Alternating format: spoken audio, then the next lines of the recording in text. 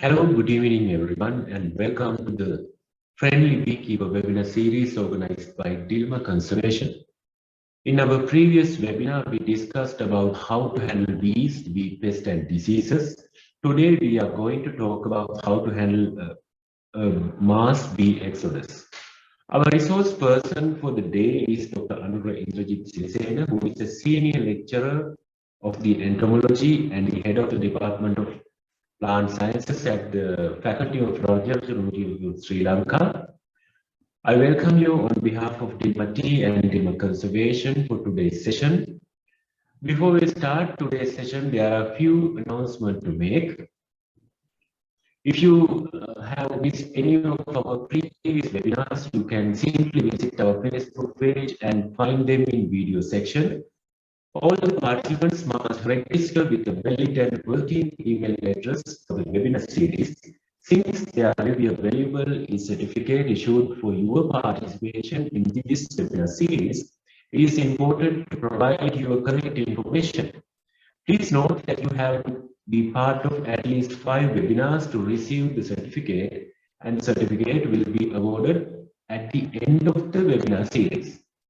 If you have any questions related to today's session, you can simply put them in the Q&A tab, or you can just put them as comments in our Facebook live video. Please refrain from asking questions on the chat section of the webinar. During this webinar, there will be interesting poll questions, and you are all welcome to give them a try to make this session more interactive and interesting. So, Dr. Anurag, shall we start today's session, please? Yes, Tarindu. Thank you very much. Good afternoon to everyone. As Tarindu clearly mentioned, so we are now have conducted several webinars on different aspects of beekeeping, and today we are going to talk another very important topic, right? That is on actually how to manage mass bee exodus, right? So, what is meant by exodus? Exodus means a mass replacement, right, or leaving, or something like that, we can say, right? Now, bee exodus. Now, in our honeybee, Asian honeybee, and or even the European honeybee has some special behavior, right? So that is actually the leaving their colony or the nesting site time to time, right? So there are two types of movement we can identify: the swarming and absconding, right? These are the two different exodus that we can find in honey bee colonies, in apiaries, right?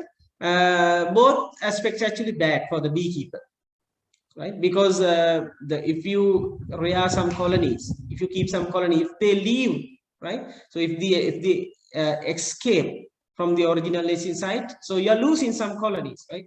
So if you are losing some colonies, your productivity will reduce. So likewise, the swarming and absconding is not a good thing, right? We have to prevent it, okay? Especially absconding. Absconding, we will discuss these things in detail, what it is, right?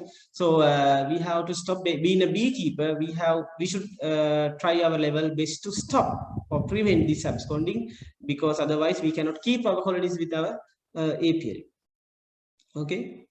Now, first we talk about swarming. What is meant by swarming? I'm quite sure you all have experienced swarming colonies, right? Sometimes a large number of bees are flying on top of the trees, right? Making some particular noise called bee buzz, right? It's a kind of natural process, right? When the environment condition is very optimum for them, right? So their numbers will increase, and then they will produce new colonies, right? By using the existing colony, they produce new colonies. That is what we call swarming. Therefore, when you think about from environmental perspective, it is a good thing, because it is the only way the number of colonies in the environment increase, right? So we have one colony today, maybe after some time we will have several colonies, right?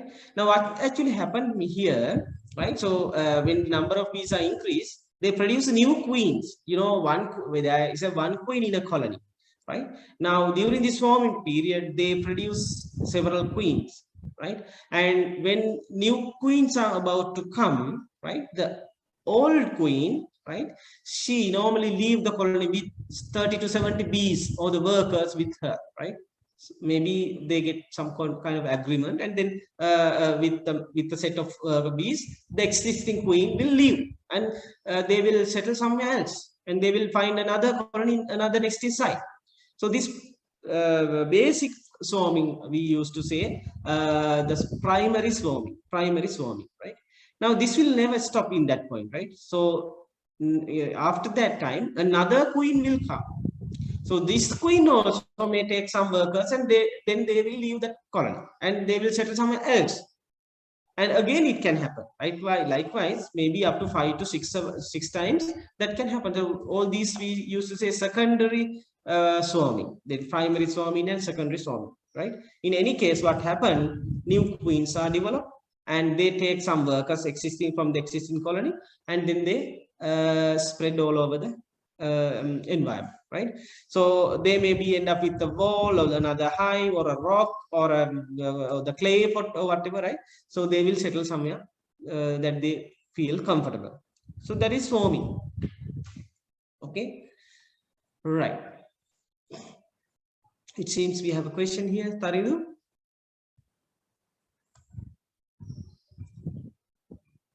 Perhaps we can answer for this one. Swarming occurs in any. Yeah, this is the first poll question for today's session. The question is, swarming occurs in an apiary due to, there are 4 choices: lack of food, unfavorable weather conditions, increase in bee population, frequently being disturbed by the beekeeper. So the question is open to participants. Let's see what are the answers. Okay, most of the participants think the increase in bee population is the major reason for swarming. So Dr. Aruna, what is the explanation for this question? Yeah, the correct answer is actually increase number of bees or bee population, right? We can discuss it here. Now, if I go back to the question, some of you have answered that lack of food. Now, yes, because of the lack of food also, colonies leave from the original nesting site. That is actually something else, not swarming. We will come into that later, right?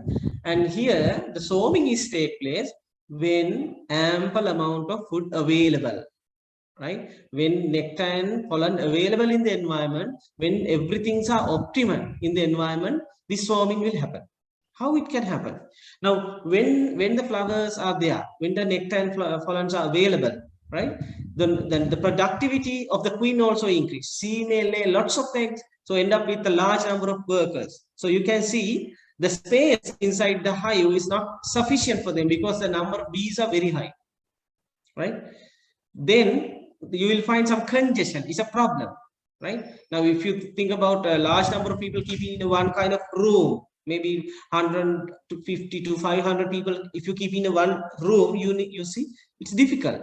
The temperature will increase and they will feel uncomfortable, and the similar thing can happen here in the hive. They cannot find enough space, therefore some workers are outside the hive during the night even, right? Because there's some space problem. How this space problem came? Because the queen lay lots of eggs, lots of workers are developed, and on the other hand, right, since nectar available in the environment, they are producing lots of honey, and they store honey everywhere, right? Now, if you can remember the comb, right? Normally the comb is divided into different areas by them. So one area to store honey. Just below that they store pollen, and just below the pollen they normally keep for the brooding purpose to just lay eggs, right? But during this season, what will happen? They will store honey everywhere. Then queen has a problem here. Queen has a problem. What is that? She doesn't have enough place to lay eggs. When she's trying to lay eggs, so all cells are filled with honey. Now she has a problem, right? Normally, queen needs to lay eggs, right? If otherwise she will become dormant or something like that. She may become inert, right? So every time we have to provide some empty space for the bees just to maintain the momentum of the queen. right? So otherwise, what will happen? So the queen may not be able to lay. So because of these two reasons, large number of bees, increase in bee density, and lack of areas for her to lay eggs will trigger for other workers to develop queen cells. Queen cells, right? So we'll see in the other slide sometime we can find it. So when the population does increase, so you can see lots of bees are like this. Okay, now see, swarming take place with the onset of rapid growth phase. Now this rapid growth phase will take place where nectar and pollen available in the environment, right? And at the beginning of the honey flow period, don't mix up that, right? During the dearth period or lack of food, right? Absconding will be there. We will discuss it later. The swarming is take place when everything is optimal, right? And warm part of the day, right? And honey flow period means the period when most of the nectar producing plants are in bloom. Yeah. So we'll see some facts in detail, right? Okay. Now worker bees. Now when majority of the bees of a colony are workers, you know that. And they can detect this overcrowding. When the number of bees are high in the colony, they can detect it, right? And then what they will do, right? And right. Okay.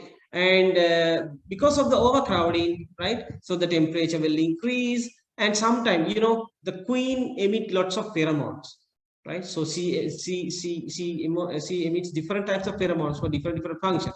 And when the number of bees are increased, right? So they may not get adequate amount of pheromones from the queen, right? What we call queen substance. Okay. Now suppose we have a limited resources and you have 500 people in a room. Now you can understand that the each person will get very less amount, right? Maybe the people in the corner of the room will not get anything. Sometimes they will think there is no queen in this hive, right? So that can happen in a bee colony also. When the number of bees are very high, some of the workers feel like that the queen is not there because they not even look the queen, right? Because the large number of therefore these workers will trigger to develop queen cell. Now in next slide we can see queen cells, right? I hope so. We'll see. Yeah. Okay. Now before that, actually, we should be able to predict how we can identify, or we should be able to predict a swarming colony, right? Now by looking these some symptoms, right, you should be able to judge. Okay, this colony is going to be swarm very soon, right? So one thing is you can see the queen cell. Now you can see queen cells in the below image. So 1, 2, 3, 4, 5, 6, 7. 7 queen cells are there in the bottom. Can you see a peanut shape cells, right? So those are bigger than the others. Now you can see the normal cells are very small. On top of that, you can see hexagonal cells. And what is the other one? So these are the brood, the pupal cases, and just below you can see the queen cells. In the first image, right, top one, you can see the drone brood. Normally the drone brood, they have some elevated surface, and in the center you can see a hole-like thing, a pinhead-like thing, right? So by looking this, you can differentiate. Now in a colony which is prepared for swarming or about to swarming, right, or get ready to swarming, right? So they will have these queen cells and the drone cells, right? And you will find some drones are hanging around in the sky, right? So they may be flying here and there. When the drones are there in your colony, now then you have to prepare, right? You have to prepare. You should know the colony is going to swarm. Okay, right? And also the queen becomes slim and laying fewer eggs, right? And yeah, when they are ready to swarm, the number of eggs normally lay will reduce. And you will see lots of honey will store in that place in this time also, right? Okay, when you look at these symptoms, right, either drone cells, queen cells, or the drones, right, then you should know our colony is going to swarm. And if you wait and see, right, a large number of workers will leave with the queen, then you will end up with a very small colony. That means the productivity will reduce, because the amount of honey that they produce will is proportionate to the population, bee population, the size of the population, right? If the number of bees are decreased, the productivity will go down. Therefore, we should not them to swarm. We'll see how we can do that later. Right. In the next slide, yeah, how we can control swarming. Right now, for that actually, now I used to say, now we should inspect our colony. Right, we should know what is going on inside our hive, whether they are developing queen cells, whether the drones are there, because most of the time in the year, in a particular year, right, drone cells are not there. Only workers normally we can find. Drones are appear only during the mating season. Okay, now if you find some drones, that's mean the colony is more or less right trying to swarm. And reduce congestion. Right, after inspection, what we can do, we should reduce we should reduce the congestion, you know, when the congestion is high, when the bee population is high, when the space availability is high, so space availability is low, right, they will trigger the swarming. Therefore, we should give some empty spaces. How we can do? So we can remove some existing comb, right? You can remove existing some, maybe old one, maybe one at the edge, right? So we can take it out and you can cut it, and if you want, you can introduce it into the super. And the empty frame, you can introduce in the middle. I don't know whether it is clear, right? Now in the brood box, in some places, we can keep some empty frame. Then what will happen? We are providing some empty space. Then they will quickly build a new comb, and new comb means queen has some place to lay eggs, and they will forget about swarming there because they have some hope. Why they wanted to swarm? Because the queen doesn't have any place to lay eggs. Now what we have done? We have introduced an empty space. So they will build up a comb, new comb, and then the queen can come and lay eggs. So that's when we can stop swarming.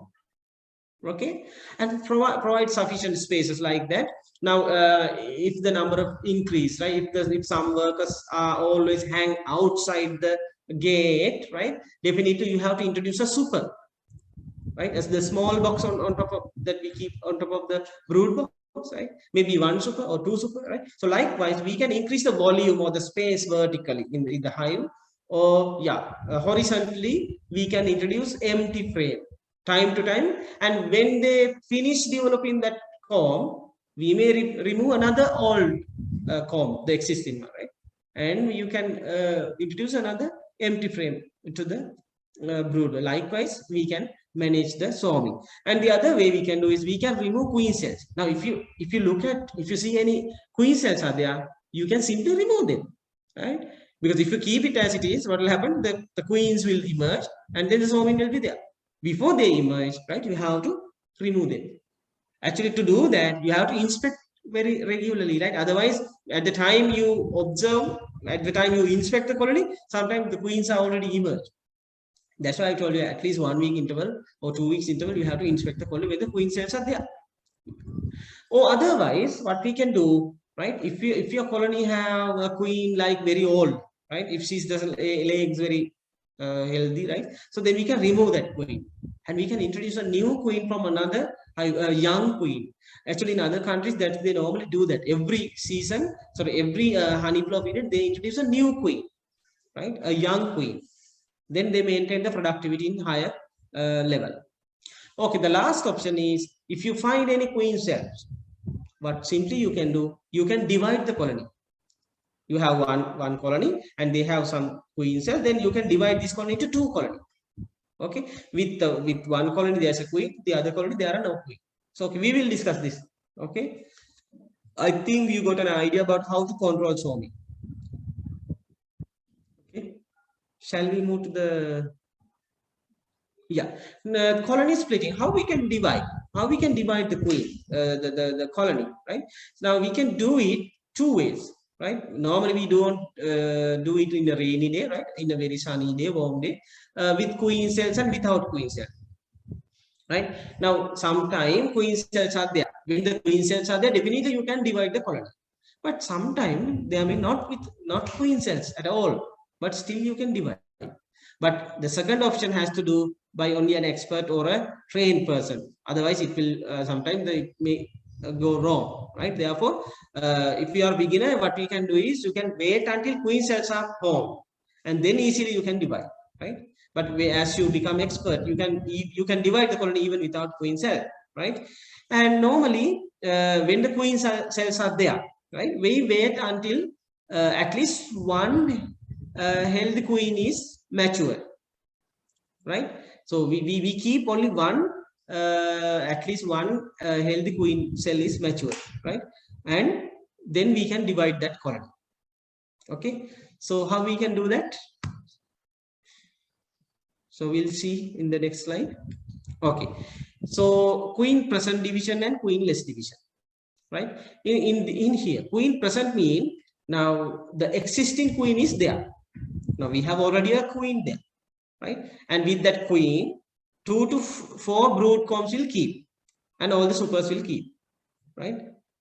Now, and all other queen cells in this one, in the original hive, we should remove now, because there is a queen already. There is a queen. Therefore, we should remove all the queen cells, because we don't want any new queens coming out from that one, right? Okay, that is the one hive. Okay, in another hive, right, we can keep queenless division. That's mean from the original hive, we transfer several combs with queen cells, right? In my right hand side, there are several combs. Some workers are there, some eggs are there, right? Some drones are there, and some queen cells are also there, but no queen. Okay, they are full of bees.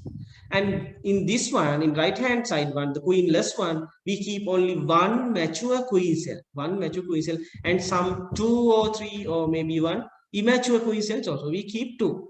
Why we keep 2? Because just in case if the emerging queen die or something accidentally something has happened, we have another queen cell, the immature one, right? So therefore we have to keep like that. Then at the end you will have two hives. At the beginning you have a 1, now you have a 2 hive. Okay, that is normally practiced when queen is there. Sorry, queen cells are there. What is queen? Okay, now queenless division. Okay, now you can see the more explanation here. The same thing that I have explained already, right? 1 or 2 immature queen cell we normally keep, right, in queenless division, or queen cup, because it's as a precautionary measure, right?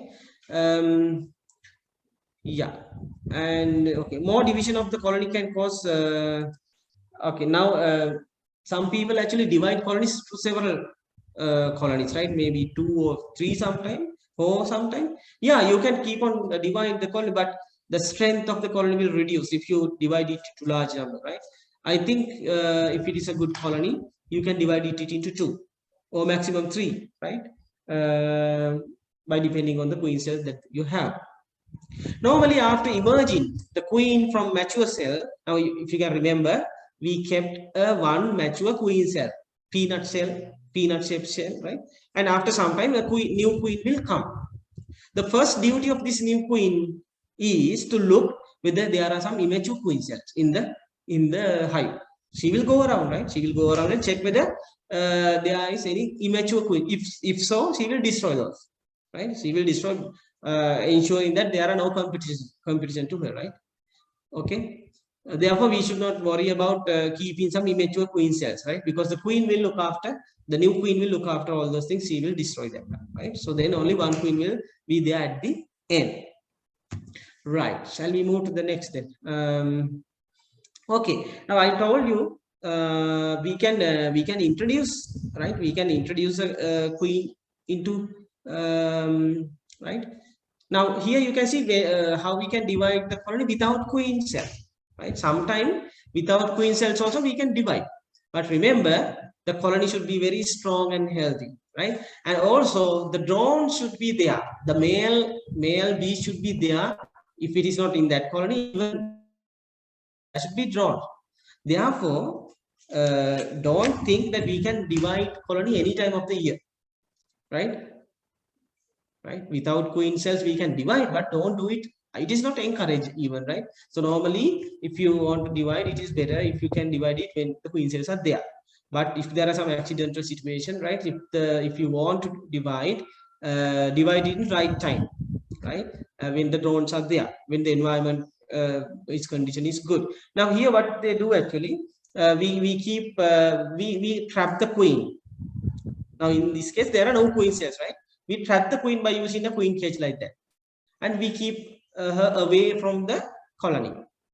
When 1 week or right, so 1 to 3 days, right?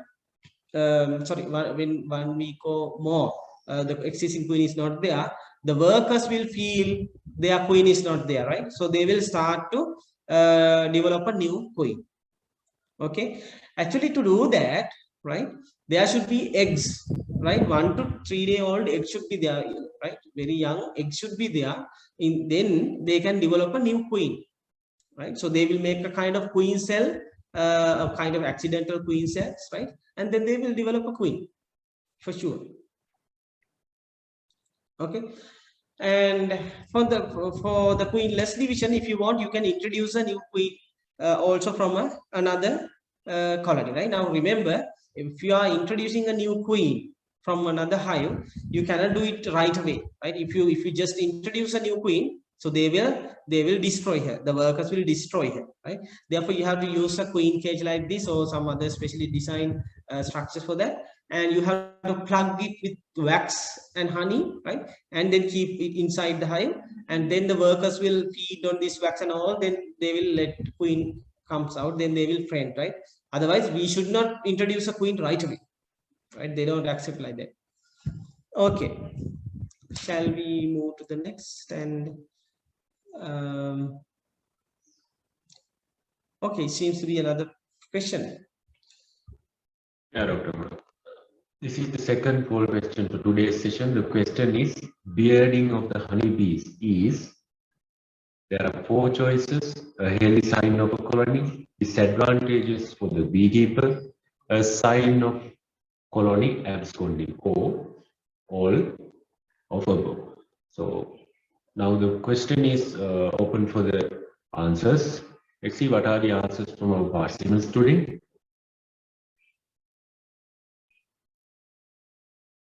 Okay, most of the participants think the bearding of the honeybee is a sign of all the reasons that I have mentioned.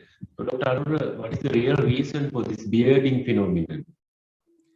Yes, it's actually a kind of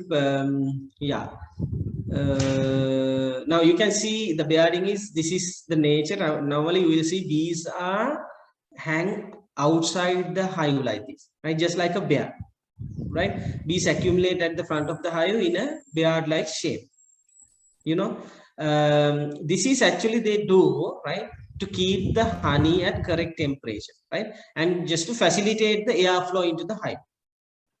Okay, normally in the afternoon and night, during the night you will see this, right? If you are not sure whether your bees are bearding or preparing to swarm, it is good to check inside the. Well, now this is a normal behavior. I mean, they do this just to facilitate air, right? So therefore, the first answer is the answer, right? But sometime, right, the swarming colonies also do the same thing, right? But it is not bearding, right? So they just hang on the one side. Then they wait until the time comes, right? So they wait until queens to come to swarming, right? So the bearding is a kind of good thing, but if it is not sure, so definitely you have to check inside the hive, right? You have to take them out and see what is going on. Yeah. So shall we move to the next slide then? Right. Now so far we discuss actually somewhat good aspect of honeybees, that is swarming, right? Reproducing or splitting of existing colony, right? It is the only way that number of colonies increase in our environment. Swarming, it is good for the nature, but it is bad for the beekeeper, because your colony strength will reduce, number of bees will reduce, then ultimately the yield will reduce. Now, in contrast to that, another mass exodus is absconding, colony absconding, swarming and absconding. Absconding is a very destructive kind of behavior. In this case, the whole colony will leave their original nesting site. They decide to go and everyone will go. In previous case, swarming, only set of workers will go with a new queen or an old queen, right? But here, including the queen, everybody will leave. Now, this situation, the absconding, right, is due to several reasons. Now, if it is the dearth period, if the food, the nectar and pollen is not available, or if there are some pest attack, like wax moth we discussed last week, last seminar, and some the bee boxes may not be in good condition. Sometimes strong aroma are there, sometimes cockroaches are there, right? And especially Apis cerana, our Asian honeybee, have some inborn traits also. It is in their genetics, right? So they have a genetic makeup. The absconding is a kind of thing in their genome, right? So they want to do this. And the hive being disturbed frequently. Now, if you open your hive, or if you set fire in your bee apiary, and if there are some other disturbances, very frequent disturbances, bees will take a decision at one point and they will leave. Now you can see in this colony, now in this comb, totally empty. No eggs, no pupa, no larva, no honey, no workers, nothing. They left everything, right? So this is absconding, right? So most of the beekeepers actually, they stop doing beekeeping when the absconding take place, right? So because it's very disappointing thing, right? So because you do that and this, you feed sugar and you give some other pollen substitute and everything, but they will leave. It's very disappointing thing, and then many people stop doing beekeeping. But don't discourage, because it's a behavioral aspects of bees, right? There are some colonies we cannot keep them in a hive at all, whatever they think that we do, right? Remember that. If the existing colonies leave, abscond, try to take another one and another one, right? Or what you can do, you can try your level best to stop absconding. So today we will discuss how we can do that. Okay. In the next slide, we can see some symptoms. Okay, prediction of absconding. Now we discussed about predictions for swarming earlier, right? Now similar to that, now here you can see very lethargic or very lazy set of workers, right? No honey at all. Now it is just like that. Now suppose you are in a boarding place and you decide to change your boarding place. You want to move to a new house, and if that is the case, will you buy any new furniture, or will you clean your existing boarding place very thoroughly like you did earlier? No. Similarly, right, the bee colonies that is about to abscond, they don't even clean their hive. They don't store any food, and the queen may not lay eggs at all, right? Because when you want to move your house, you don't want to make new babies, right, in that time, right? So likewise, the queen also may not lay any eggs during this time. And when you open the colony, if you see these symptoms, right, no pollen, no nectar, right, and no eggs at all, right, then you have to be very careful. And also, they are less aggressive. Normally, when we are trying to observe colonies, they are aggressive, right? Maybe one or two can sting you. It's a good sign, remember. If your bees are stinging on you, it's a good thing, because they are strong. They have something to protect. That's why they are sting, right? They attack. But if they are very lethargic and they are not defensive, that's means they don't care. Okay, we also decide to go this place. You do whatever you want. Likewise, they think like that, right? So that's means that colony is not good. They will abscond one time, right? So these are the symptoms that we have to use in predicting, right, a swarming colony. Okay, sorry, absconding colony, a colony that is prepared to abscond, because they don't have any hope. So what we can do then? Shall we encourage them to abscond? Okay, sometimes you will see wax moth attack like that, right? Now, you know, when you look at this picture, you know, this is wax moth attack, because we discussed it already, right? You can see the galleries and how they have destroy all this stuff, right? And look any pest attack are there, and check whether any, right, eggs are there, right? And right, and also yeah, whether there are some debris in the bottom board, right, or the floorboard, right, with the wax moth eggs are there, mites are there, cockroaches are there, right, geckos are there, right? So these are the things that you have to look. Now, absconding management, right? So if you find any attack like this, immediately you have to cut this, you have to remove this type of comb and destroy it. You have to set fire into that, or you have to debury, right? And likewise, you can clean the colony. You can remove the infested colony and destroy. And you can take the floor bottom board and you can clean it. Maybe you can wash it with hot water, right? And then you can keep empty frame again in the hive. Then they will build another new comb and everything, right? Because when the damage is occur like this, they don't want to stay at all here, right? So they will definitely they will be there because of the gate on, right? Because they cannot take the queen out of the gate, therefore they are still there. If the gate is not there, already they will leave, right? Remember. So therefore, time to time you have to inspect whether pest attack are there. Then you have to clean it. Okay, what are the other things we can do?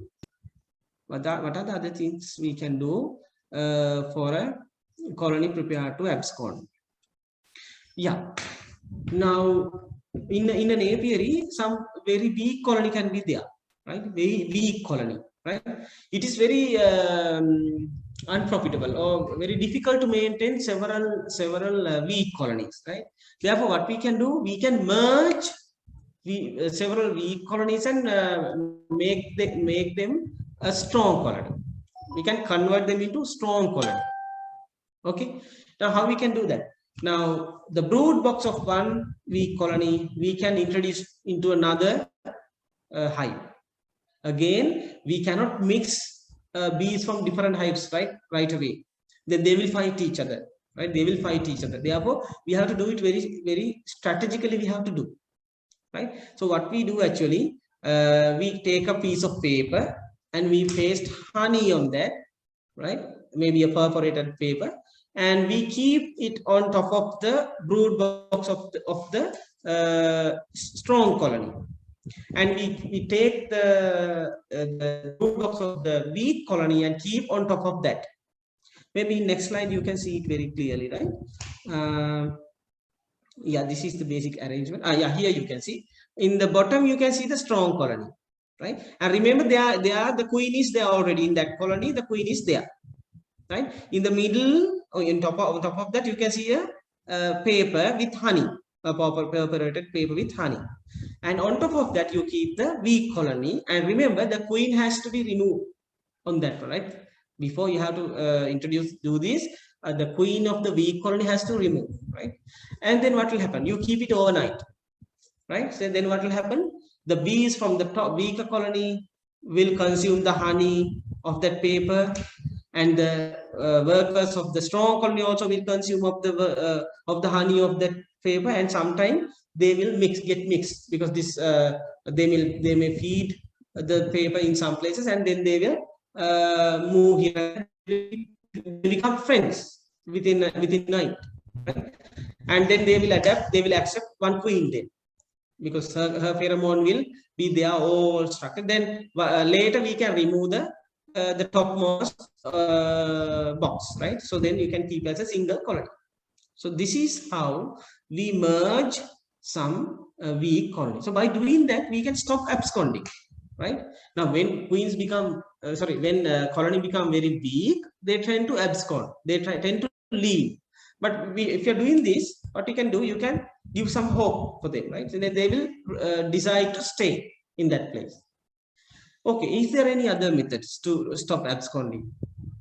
We'll see. Okay, now here you can see just a kind of comparison, swarming and absconding, right? Now swarming is swarming is take place during the honey flow period. Absconding is take place during the dearth period, right? The swarming is actually a kind of action that they do when the population is high, population is grow, or the optimum at the optimum environmental condition. Whereas absconding is take place when adverse condition, right? In the swarming, only part of the colony will leave, but in absconding, whole colony will leave, right? And in the swarming, bees continuously do foraging. They will collect nectar and pollen, and they will produce honey. But in absconding, they stop everything because they don't want to do that, right? If there are some stored food, they will consume it rather, right? They will consume it. Now, have you ever seen the absconded colony, right? There are nothing left. Before they leave, they feed all the stored food as well, right? They don't leave anything there for anyone else. And in swarming, honey, pollen, brood remain in the comb after swarming, but generally in the absconding, it's empty. And in swarming, new colony develops after swarming, but in absconding, no new colony develops. And swarming is beneficial for a beekeeper, absconding is disadvantageous for the beekeeper. But I would say swarming also is disadvantage for the beekeeper, right? Because they reduce the productivity, right? So you can take it to both sides, right? In a way, you can increase the number of hives in the apiary, but on the other hand, it is reduce the productivity of the colony. Okay, in the next slide, right. Now here you can see, okay, identification of swarming colony. Now you can see swarming colonies like this, right? Now I told you queen, right? Queen normally live with a set of workers, right? And then they will temporarily stay somewhere until they would find a good nesting site, maybe a rock, under rock, or a clay pot, or a wooden log, whatever. So until they find a suitable place, they will temporarily stay like this. Perhaps you may have seen this thing, right? And don't mix up with this below two things, right? In Bambara bee colony also looks like that, right? Don't go and try to take Bambara colony. And the Danduel bee also, you will feel like that, right? But it is different. You should not try to get them. But in a swarming colony, you can see kind of ball-like thing, and they hang on to some place. Think only 1 or 2 days they will be there like this, right? And once they find a good place, they will quickly go, right? And another interesting thing is, it is not all these workers go and find places for new nesting site, right? They have some scouts, right? Maybe several scouts. They will go around and check whether suitable places are there, and then they will bring the message, and everybody will go quickly then to the new nesting site, right? Now, if you go to a new colony, right, and if you see some swarming colony like that, you can easily capture them. You can easily capture this swarming colony. How to do that? How to do that? Okay, we'll see. Next slide, we can see how we can take. Okay, collection of swarming. Now, I told you sometimes the colonies are flying on top of the canopies, right? If you see this sort of swarm, you can just stop their movement, and you can invite them to your home guard.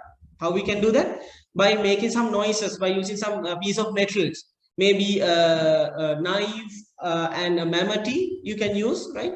But then you can make some tin like noise, right? Some metal shattering sound, and quickly when you do that quickly they will settle somewhere, right? Because it is very irritating for them. They cannot fly when we create a sound like that. Actually, it is very workful thing, right? I have done many a times, right? So they will stop their movement and may hang around somewhere, and then you can go and collect them.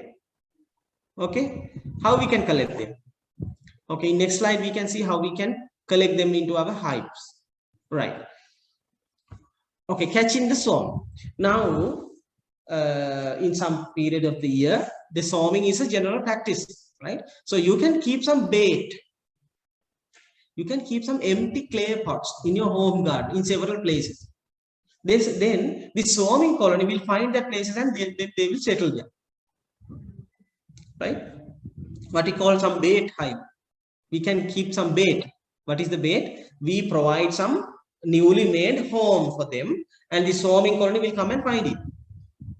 And if it's a clay pot, you can keep the open end towards the ground like this, and maybe in a shade place. And if it is the dry zone, right, Anuradhapura, Polonnaruwa, the Mulla like area, now you can use this clay pot. And if you are in the upcountry wet zone, cool area, Nuvareli, under like areas, even in Kandy, you can use some not clay pots, you can use some wooden box, right? A wooden box, right? You can just keep some empty thing in your home garden, and these swarming colonies will come and settle there. And later, actually, we have discussed how to transfer this colony into a bee box. Earlier, we have discussed that one. So we can slowly move them into the domesticated hive, right? So think about that, right? during swarming season mean nothing but around April, right? So when the flowers are available in the environment, this colony may be swarm, right? So then you can keep this bait, then you can collect them easily. Or otherwise, in the next slide you will see how we can collect a swarming colony. Right. Sometime I told you they will temporarily hold on a branch, right, or a kind of wall or something like that. Right. In that case, you can keep a kind of container just below the swarming bee, right, and then you can shake the branch quickly. Right. It should be a quick shake, right, and then all the bees will drop onto the hive, right. Or otherwise, you can keep a kind of, can you move to the next slide, because we have some structures we can use. Yeah, here. Now you can see we can use ericanut leaf sheet or a cardboard like this, and a cardboard file or something like that, and make a cone-like structure, right? A cone-like structure. By using this cone-like structure, we can slowly take this swarming colony into that one, right? Normally we move it from bottom to up, right? Slowly we moved very close to the branch, and at the end all the bees will go inside the cone. And then what we have to do, as you can see in the right hand side, now after all the bees enter into the structure, quickly you can do a shake and you can let them fall onto the bee box or hive, and then close the crown ball, right? Then you have already captured, right? So likewise, if you see any swarming colony, you can easily retrieve them, right? If you want, you can spray some water to this colony before you take it, because then they will less aggressive, right? And when you are trying to do this, if they try to escape, again you can use the previous trick, right? You can make some metal noise, you can produce some metal noise, and then they will again settle somewhere else, and again you can capture them. Likewise, sometimes you have to do it 2 or 3 times, right? So depending on the situation and depending on the place. And don't try to capture colonies where are landed on top of canopies, right, in higher places, because right, it's difficult. If it is accessible only, try to do this, okay? And yeah, so once you install, or once you capture these swarming colonies, right, you have to keep it in a proper place, right? You normally move those colonies during the dark period or during the night.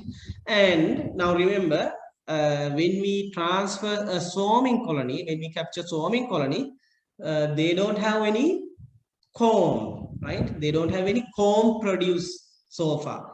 Only a set of bees we collected. So therefore, we should encourage, we should support them to develop some combs. How we can do that? So we can give some sugar syrup at the beginning, right? So we can give some sugar syrup, maybe 2 to 3 weeks, and then they will quickly start to develop some new combs, and queen will lay eggs, and the colony become normal, right? And yeah, so this is how actually we can capture a swarming colony, and how we can establish a swarming colony, and how we can encourage their establishment, right, or induce the developing their comb. I think this is the end. So today we discussed about very important aspects, 2 aspects, absconding and swarming of colonies. So we really realized that both are actually kind of behavior related things, and which can be harmful for the beekeepers, because they are losing their colony if it is continuing to happen. Therefore, we should detect it earlier. We should be able to predict swarming and absconding before it happens, right? I gave you some hint how to do that, and then you can stop or prevent, make it happen, right? And then by doing that, you can keep your colony without leaving, right? I'm very sure most of the beekeepers or the beginners will stop their beekeeping when their colonies are leaving, right? So remember, it's a natural thing. It's a natural thing. It's a behavioral aspect of honeybees. Therefore, don't discourage, right? Now, maybe you had 10 colonies. Now it may be only 5 colonies. 5 colonies may have already left. Don't worry, right? It's the nature, right? then you can start from the 5 again, right? So likewise, you have to actually, by doing only you will get the expertise, right? By practicing, you will learn lots of things. If you have any questions, Sarindu, I think we have some time left. Yes, Dr. There are a few questions from our participants. One of our participants is asking, when we try to split colonies, is there a risk of bees going back to the mother colony from the queenless colony? Yes, very good question. Yeah, when we splitting colony, there's a tendency, because always they try to find their queen. So therefore, we should not keep them in the same place. Okay. Now, if you divide a colony now in one colony there's a queen, in the other colony there are no queen, right? But their queen cells are there. Because of the queen cell, there are some attraction actually. There are some attraction for the workers. Therefore, they will be still there. But for the safe side, what you can do is, you can keep the new colony maybe 100 meters away from the original, right? Somewhat far away places, only for that day, right? And then they will get adapted into that one. Then they will after one day, right? They will hang around only their queen cells. They not try to come to their original queen again, right? And following day you can keep again both colonies in the same place without a problem. But the same day, right? If you just after splitting, you have to keep them separate. I mean, you have to maintain some isolation distance like that, right? After that, you can keep them together without a problem. Yeah. Otherwise, there is a tendency like that. Yeah, it's a good question. So there is another question, Dr. Anwar. During during the swarming, queen is dead, how it is caused to the future of the worker bees?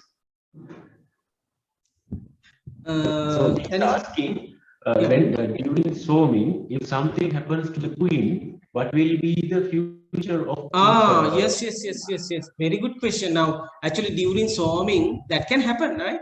During the swarming, maybe a bird will feed on her, or some accident can happen, right? The queen can be dead. So then that is the end of that colony, right? Because they don't have any other ways to produce a baby, because they don't have eggs, they don't have any combs or any support, right? And then what will happen? They will hang around in the environment, and so they can do foraging, and they will survive for about 1 or 2 weeks, and then they will die for sure.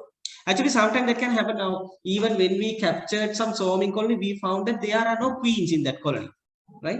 Sometimes we capture colonies, swarming colonies, and after some time we realize that there are no queen in that one.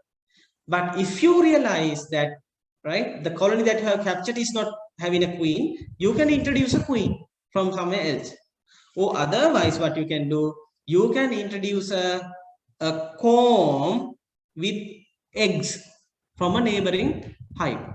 Suppose you have another hive, and in that hive, if there are some eggs, newly laid eggs, you brush all the bees from a particular comb, and you introduce that empty comb to the queenless colony, right? And then they will make a queen on their own day, right?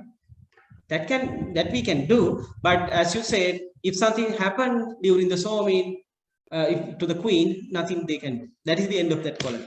Yes. Yeah, Dr. Anwar, there is another question. It is about absconding. Yeah. She's asking, does absconding happen when the colony is infected with viral diseases? That means if there are diseases, is it affecting on absconding?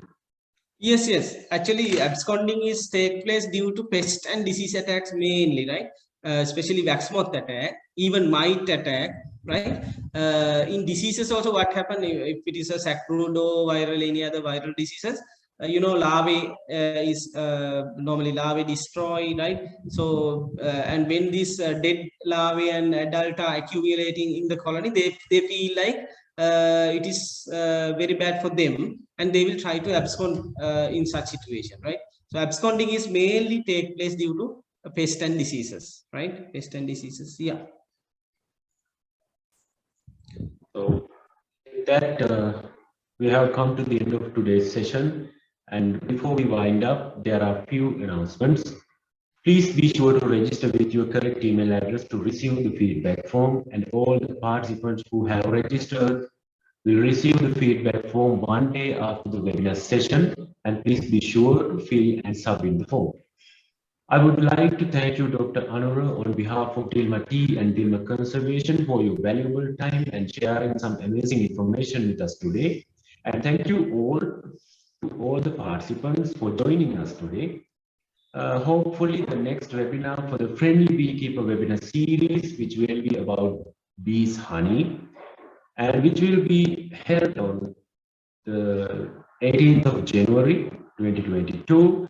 And if your questions were not answered today, don't worry, all your questions for today's webinar will be answered through an email. With that, it is time to conclude our webinar for the day. Have a good day and be safe.